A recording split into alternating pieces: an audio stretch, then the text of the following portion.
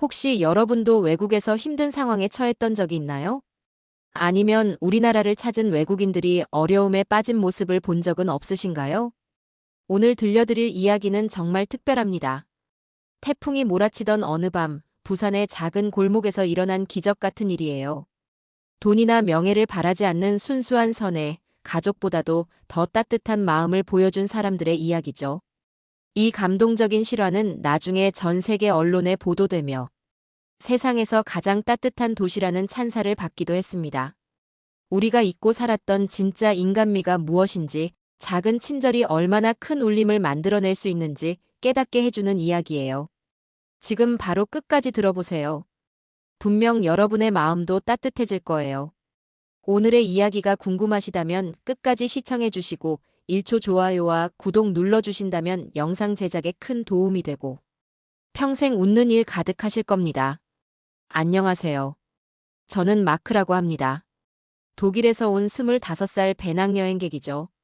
한국을 여행하는 것이 평생의 꿈이었는데 그 꿈이 악몽으로 변할 줄은 몰랐습니다. 2024년 9월 제12호 태풍 야기가 부산을 강타했어요. 저는 그때 부산역에서 막 내렸습니다. 예보에서 비가 온다고는 했지만 이렇게 세게 내릴 줄 몰랐죠. 하늘이 마치 구멍이 뚫린 것처럼 물이 쏟아져 내렸어요. 우산을 썼지만 바람이 워낙 세서 금세 뒤집혔습니다. 몇 번 시도해봐도 마찬가지였어요. 부산역에서 나오자마자 상황의 심각성을 깨달았습니다. 평소라면 사람들로 북적였을 거리가 텅 비어 있었어요. 간간히 지나가는 사람들도 모두 급하게 어디론가 피해가고 있었죠. 저만 홀로 무거운 배낭을 메고 갈 곳을 잃은 채 서 있었습니다. 예약해놓은 게스트하우스로 향했는데 큰 문제가 생겼어요. 건물 앞에 도착해보니 완전히 정전된 상태였습니다. 모든 간판이 꺼져 있었고 자동 출입문도 작동하지 않았어요. 인터폰을 눌러봐도 반응이 없었죠. 휴대폰으로 연락해보려 했지만 전화가 통하지 않았습니다. 아마 기지국에도 문제가 생긴 것 같았어요. 그때부터 정말 막막해지기 시작했습니다. 다른 숙소를 찾아보려 했지만 이런 날씨에 문을 연 곳이 있을까 싶었어요. 게다가 휴대폰 배터리도 계속 줄어들고 있었습니다. 길거리는 완전히 물바다였어요. 하수구에서 물이 역류해 올라오고 있었고 인도와 차도의 구분이 없어질 정도였습니다. 지하철역으로 피하려 했지만 역시 운행이 전면 중단된 상태였어요. 역 입구에는 운행 중단을 알리는 안내방송이 나오고 있었지만 한국어라 정확히 알아들을 수 없었습니다. 다만 상황이 좋지 않다는 것은 충분히 느낄 수 있었죠. 시간이 흘러 밤이 되었습니다. 거리는 더욱 어두워졌고 가로등마저 깜빡거리기 시작했어요. 저는 점점 절망적이 되어갔습니다. 이런 상황에서 밤을 보내야 한다는 생각에 눈물이 날 것 같았어요. 몸은 추위로 떨리기 시작했고 젖은 옷 때문에 체온이 계속 내려가는 것을 느꼈습니다. 그때 희미하게 불빛이 보이는 곳을 발견했어요. 국제시장 방향이었죠. 국제시장 근처까지 도착했을 때는 이미 밤 10시가 훨씬 넘어 있었습니다. 제 온몸은 완전히 젖어 있었고 신발 안까지 물이 가득 들어차 있었어요. 걸을 때마다 물소리가 날 정도였죠. 배낭도 물을 머금어 평소보다 훨씬 무거워졌습니다. 어깨가 아프고 허리도 아팠어요. 시장 골목을 하나하나 돌아다니며 문 열린 곳을 찾아봤습니다. 하지만 태풍 때문에 거의 모든 가게들이 철문을 내리고 문을 닫아놓은 상태였어요. 평소라면 활기차게 장사를 하고 있을 시간인데 오늘은 완전히 다른 모습이었습니다. 간간히 보이는 가게의 불빛조차 대부분 보안등이었죠. 골목을 깊숙이 들어가면서 조금이라도 비를 피할 수 있는 처마를 찾아다녔어요. 하지만 비바람이 워낙 세서 처마 밑에 서 있어도 젖는 것은 마찬가지였습니다. 오히려 바람이 건물 사이로 더 세게 불어와서 더 춥게 느껴졌어요. 제 몸은 이제 통제할 수 없을 정도로 떨리고 있었습니다. 그러다 작은 국밥집 하나를 발견했습니다. 다른 가게들과 달리 이곳만은 따뜻한 불빛이 새어나오고 있었어요. 간판에는 한글로 뭔가 써 있었는데 물론 저는 읽을 수 없었습니다. 하지만 그 따뜻한 불빛만으로도 마지막 희망을 품게 되었죠. 혹시 아직 영업을 하고 있는 건 아닐까 하는 기대감이 들었어요. 가게 문 앞에 조심스럽게 다가갔습니다. 유리문 너머로 안을 들여다봤어요.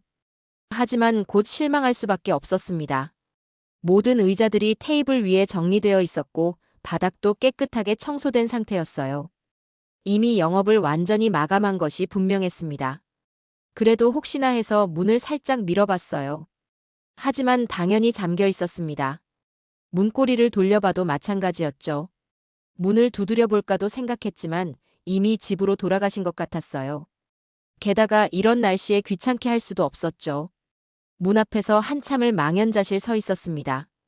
정말 어떻게 해야 할지 막막했어요.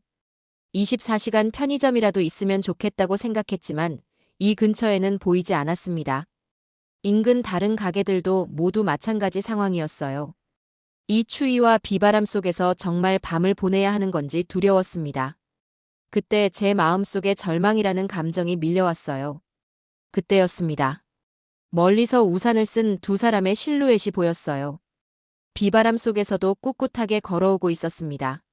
나이 드신 분들 같았는데 아마 이 국밥집 사장님들인 것 같았어요. 저는 그들이 저를 보면 어떤 반응을 보일지 궁금하면서도 걱정되었습니다. 두 분이 가까이 오자 더 자세히 볼 수 있었어요. 70대 정도 되어 보이는 할아버지와 할머니였습니다. 할아버지는 키가 작고 마른 체격이었는데도 든든해 보였어요. 할머니는 자그마한 키에 자상해 보이는 얼굴을 하고 계셨죠. 두 분 모두 하루 종일 일하고 돌아가는 길처럼 보였습니다. 처음에 할아버지가 저를 발견하셨어요. 잠깐 멈춰서서 할머니와 뭔가 이야기를 나누셨습니다. 한국어라 무슨 말씀인지 알 수 없었지만 걱정스러운 표정이었어요. 저는 죄송한 마음에 비켜서려고 했습니다. 남의 가게 앞에서 이상한 외국인이 서 있으니 불편하실 것 같았거든요. 하지만 두 분의 반응은 제가 예상했던 것과 완전히 달랐습니다. 할머니가 먼저 저에게 다가오셨어요. 그리고는 제 젖은 모습을 보시더니 깜짝 놀라시는 표정을 지으셨죠. 할아버지도 마찬가지였습니다. 두 분이 서로 눈을 마주치시더니 고개를 끄덕이셨어요. 그 다음 순간이 정말 잊을 수 없습니다. 할아버지가 가게 열쇠를 꺼내시더니 문을 여시기 시작했어요. 그리고는 할머니가 저를 향해 손짓을 하셨습니다. 한국어로 뭔가 말씀하셨는데 정확히는 몰라도 들어오라는 뜻인 것 같았어요. 그 순간 제 눈에 눈물이 핑 돌았습니다. 저는 어리둥절했어요. 정말 들어가도 되는 건지 확신이 서지 않았거든요. 혹시 잘못 이해한 건 아닐까 싶었죠. 하지만 할머니가 다시 한 번 더 확실하게 손짓을 하시며 웃으셨습니다. 그 웃음에는 진심 어린 따뜻함이 담겨 있었어요. 할아버지가 가게 불을 켜시자 안이 환하게 밝아졌습니다. 작지만 깔끔한 국밥집이었어요. 테이블이 대여섯 개 정도 있었고 주방에서는 아직 따뜻한 기운이 느껴졌습니다. 저는 조심스럽게 발걸음을 옮겼어요. 물이 뚝뚝 떨어지는 제 모습이 민망했지만 두 분은 전혀 개의치 않으시는 것 같았습니다. 오히려 더 빨리 들어오라고 재촉하셨어요. 가게 안으로 들어서자 할머니가 바로 수건을 가져다 주셨습니다. 깨끗하고 보송보송한 수건이었어요. 제가 머리와 얼굴을 닦고 있는 동안 할아버지는 이미 주방에서 뭔가 준비를 시작하고 계셨습니다. 가스레인지에 불을 켜시고 큰 냄비를 올리시더니 능숙한 손놀림으로 요리를 시작하셨어요. 할머니는 제 젖은 옷을 걱정스럽게 바라보시더니 몸짓으로 괜찮냐고 물어보셨습니다. 저는 영어로 고맙다고 말했지만 통하지 않는 것 같았어요. 그래도 제 표정만으로도 충분히 전달되는 것 같았습니다. 할머니도 미소를 지으시며 자리에 앉으라고 손짓하셨죠. 주방에서는 맛있는 냄새가 나기 시작했습니다. 돼지고기 우린 깊은 국물 냄새와 마늘, 대파의 향이 섞여서 정말 군침이 돌았어요. 평소라면 이런 냄새에 배가 고파졌을 텐데 지금은 그보다도 이 따뜻한 배려가 더 고마웠습니다. 제 마음이 먹먹해지기 시작했어요. 할아버지가 국밥을 끓이시는 동안 할머니는 밑반찬들을 준비해 주셨습니다. 김치, 깍두기, 무생채까지 정성스럽게 작은 접시에 담아주셨어요. 마치 집에서 가족을 위해 차려주시는 것처럼 자연스럽고 따뜻했습니다. 저는 이런 상황이 꿈인지 현실인지 헷갈릴 정도였어요. 드디어 뜨거운 돼지국밥이 제 앞에 놓였습니다. 하얀 국물에 고기와 부추, 대파가 들어있었어요. 김이 모락모락 올라오는 모습이 정말 아름다웠습니다. 할아버지가 숟가락과 젓가락을 정중히 놓아주시며 드시라고 하셨어요. 그 순간 제 눈에서 눈물이 흘러내렸습니다. 첫 한 숟가락을 떠서 입에 넣는 순간 제 온몸이 따뜻해지는 것을 느꼈어요. 깊고 진한 국물 맛이 제 마음까지 따뜻하게 만들어 주었습니다. 단순한 음식이 아니었어요. 이 한 그릇에는 두 분의 마음이 고스란히 담겨 있었습니다. 낯선 외국인인 저를 친아들처럼 대해주시는 그 마음 말이에요. 할머니가 제 옆에 앉으시더니 천천히 드시라고 몸짓으로 말씀하셨습니다. 할아버지도 주방 일을 마치시고 나와서 제가 잘 먹는지 지켜보고 계셨어요. 두 분의 따뜻한 시선을 받으며 국밥을 먹는데 계속 눈물이 났습니다. 이렇게 선량한 분들을 만난 것이 정말 감사했어요. 국밥을 다 먹고 나니 몸이 한결 따뜻해졌습니다. 하지만 제 옷은 여전히 젖어 있었어요. 할머니가 그것을 보시더니 걱정스러운 표정을 지으셨습니다. 그리고는 할아버지와 뭔가 상의를 하시더니 저에게 옷을 벗으라고 손짓하셨어요. 처음에는 당황했지만 곧 이해할 수 있었습니다. 가게 뒤쪽에 작은 공간이 있었는데 그곳에 빨래 건조대가 있었어요. 할머니가 제 젖은 옷을 받아서 정성스럽게 털어 말리기 시작하셨습니다. 그리고는 할아버지의 옷을 가져다 주셨어요. 비록 사이즈가 맞지 않았지만 따뜻하고 마른 옷이었습니다. 제가 갈아입는 동안 두 분은 배려심 깊게 다른 곳을 보고 계셨어요. 옷을 갈아입고 나오니 할아버지가 뜨거운 차를 준비해주고 계셨습니다. 옥수수 차였는데 달콤하고 고소한 맛이 몸을 더욱 따뜻하게 만들어 주었어요. 할머니는 제 배낭도 마른 수건으로 닦아주셨습니다. 정말 세심한 배려였죠. 이런 친절을 받아본 적이 없었어요. 두 분이 한국어로 대화를 나누시는 것을 들으며 저는 미안한 마음이 들었습니다. 이렇게 늦은 시간에 불편을 끼쳐드리고 있다는 생각이 들었거든요. 하지만 두 분의 표정을 보니 전혀 그런 기색이 없었어요. 오히려 제가 괜찮아지는 것을 보시며 기뻐하시는 것 같았습니다. 할머니가 제 손을 잡으시더니 따뜻하게 웃으셨어요. 말은 통하지 않았지만 그 손길에서 진심을 느낄 수 있었습니다. 마치 오랫동안 알고 지낸 가족처럼 자연스럽고 따뜻했어요. 할아버지도 제 어깨를 토닥여 주시며 걱정하지 말라는 듯이 미소를 지어주셨습니다. 시간이 흐르면서 제 옷도 많이 말랐습니다. 하지만 밖에는 여전히 비가 내리고 있었어요. 바람 소리도 계속 들렸죠. 두 분은 제가 이런 날씨에 나가는 것을 원하지 않으시는 것 같았습니다. 할아버지가 창밖을 보시더니 고개를 저으셨어요. 오늘 밤은 여기서 지내라는 뜻인 것 같았습니다. 그때 정말 감동받았어요. 처음 만난 외국인을 이렇게까지 돌봐주시다니요. 저는 최대한 고마움을 표현하려고 했습니다. 영어로 땡큐를 연발했고 몸짓으로도 감사함을 전했어요. 두 분도 제 마음을 이해하시는 것 같았습니다. 그렇게 저는 이 따뜻한 분들과 함께 하룻밤을 보내게 되었어요. 깊은 밤이 되자 할아버지와 할머니가 제게 잠자리를 마련해주기 시작하셨습니다. 가게 한쪽 구석에 평소에 쓰시던 것 같은 작은 이불과 베개를 가져다 놓으셨어요. 비록 바닥이었지만 깨끗하고 따뜻했습니다. 제가 이렇게 편안한 곳에서 잠을 잘 수 있다는 것만으로도 감사했어요. 할머니가 이불을 정성스럽게 펴주시며 편히 자라고 하셨습니다.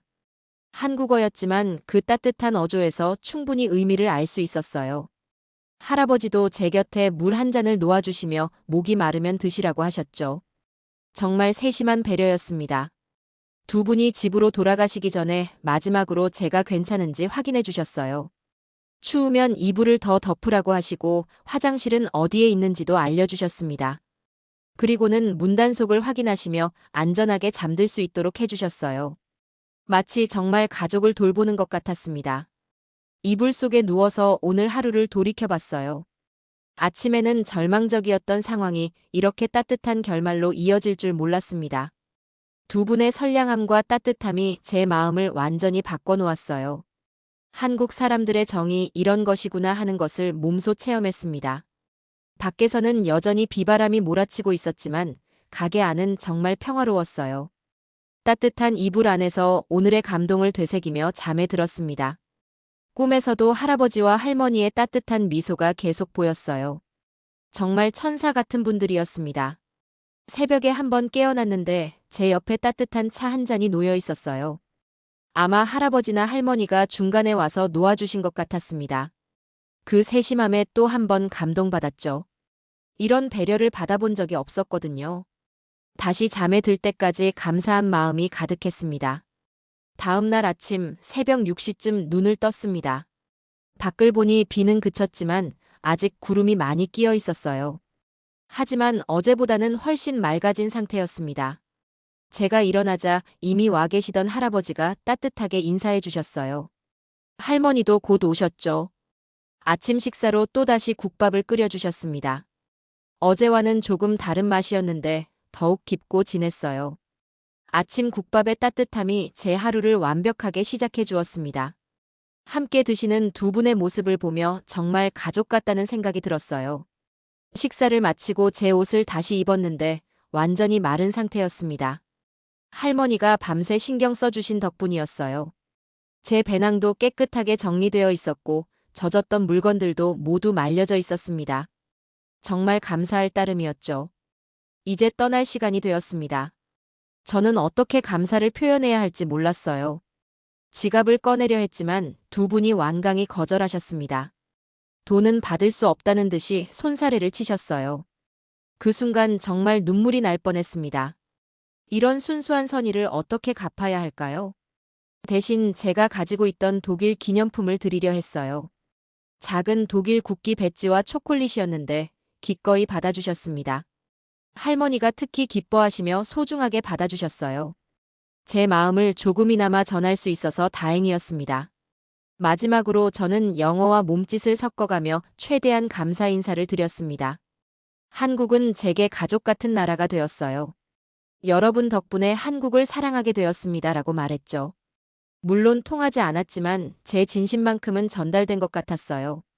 두 분도 따뜻하게 웃으시며 잘 가라고 손을 흔들어 주셨습니다. 한국을 떠나 독일로 돌아간 후 저는 이 감동적인 경험을 소셜미디어에 올렸습니다. 부산의 따뜻한 할아버지와 할머니 이야기였죠.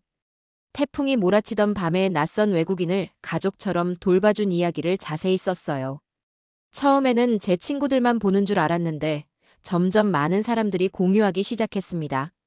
며칠 후 독일의 한 온라인 매체에서 연락이 왔어요. 제 이야기를 기사로 쓰고 싶다고 하더라고요. 저는 기꺼이 인터뷰에 응했습니다. 그 할아버지와 할머니의 선행을 더 많은 사람들이 알았으면 좋겠다고 생각했거든요. 기사가 나간 후 반응이 폭발적이었습니다. 곧 이 이야기는 독일을 넘어 유럽 전체로 퍼져나갔어요. 프랑스, 영국, 이탈리아의 언론들도 이 감동적인 이야기를 다루기 시작했습니다. 특히 영국 BBC에서는 부산의 기적 같은 하룻밤이라는 제목으로 특집 기사를 내보냈어요. 프랑스 르몽드지는 진정한 인간애가 살아있는 도시라고 부산을 소개했습니다. 미국의 CNN과 일본의 NHK에서도 이 이야기를 보도했어요. 특히 일본에서는 한국인의 따뜻한 마음이라는 주제로 큰 화제가 되었습니다. 중국 웨이보에서도 수백만 명이 이 이야기를 공유하며 감동했다는 댓글을 남겼죠. 전 세계 사람들이 부산의 할아버지와 할머니를 칭찬하기 시작했습니다. 가장 감동적이었던 것은 각국 언론들이 붙인 제목들이었어요. 세상에서 가장 따뜻한 도시 부산, 진짜 가족보다 더 가족 같은 사람들, 태풍보다 따뜻했던 부산 사람들의 마음 같은 제목들이 전 세계 신문과 방송에 나왔습니다. 제가 경험한 그 감동이 언어와 국경을 넘어 전 세계로 퍼져나가는 것을 보며 정말 뿌듯했어요. 한국 언론들도 이 소식을 접하고 크게 보도했습니다. 부산시장님까지 나서서 그 할아버지와 할머니를 찾아 감사패를 전달했다고 들었어요. 그리고 부산을 찾는 외국인 관광객들이 크게 늘었다는 소식도 들려왔습니다.